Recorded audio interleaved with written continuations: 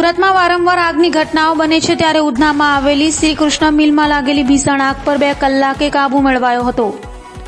સુરતમાં આગની ઘટનાઓ વચ્ચે ફરી મિલમાં આગ લાગી હતી। સુરતના ઉધના વિસ્તારમાં આવેલા રોડ નંબર 6 પરની શ્રી કૃષ્ણ મિલમાં આગ લાગી ગઈ હતી।